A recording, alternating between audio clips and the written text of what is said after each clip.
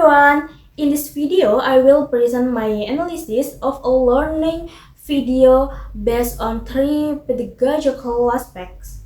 The video is about a 5th grade natural and social sciences lesson of food chains taught by Miss Anika. The first aspect is mastery and delivery of the learning material. At 3:03, the teacher begins the lesson with an apperception activity by asking questions about the material from the previous lesson. At 4:26, the teacher explains the learning objective so that the students understand the purpose and direction of the lesson.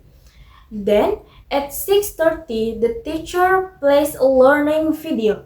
Next, at 7:15, the teacher reinforces the students' understanding using a PowerPoint presentation. After that, at 9:07, the teacher invites the students to sing song about the food chain and then explains the meaning of the song. 52, the students participate in a role-playing activity to simulate the food chain process. In my opinion, the material is appropriate for elementary school students because it is present step by step, uses concrete learning media, and actively involves the students. The second aspect is the use of learning media or technology. At 6:30, the teacher uses a learning video to help students visualize the concept of the food chain. Then, at 7:15, the teacher uses a PowerPoint presentation to make the explanation clear. At 9:07, the teacher uses a song as a learning medium to help students remember the concept.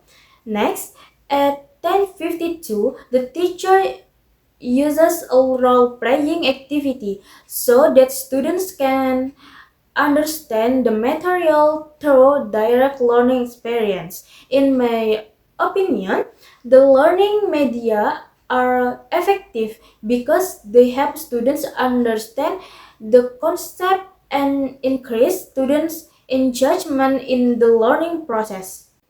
The third aspect is formative assessment and feedback.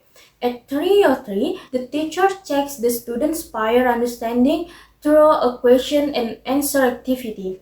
While the students are working on the worksheet, the teacher walks around the classroom, monitors the group discussion, and helps groups that experience difficulties as a form of formative assessment.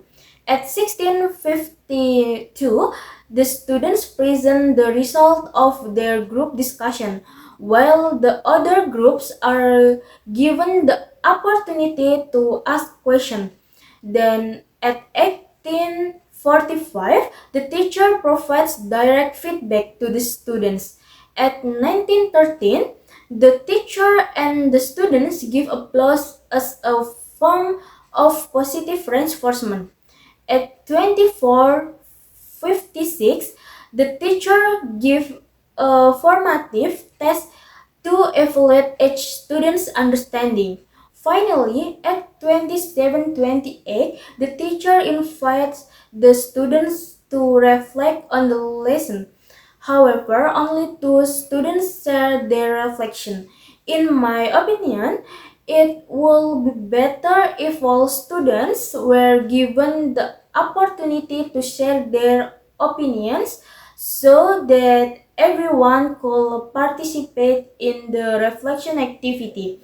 Overall, the learning process in this video was carried out very well. That's the end of my presentation. Thank you for your attention.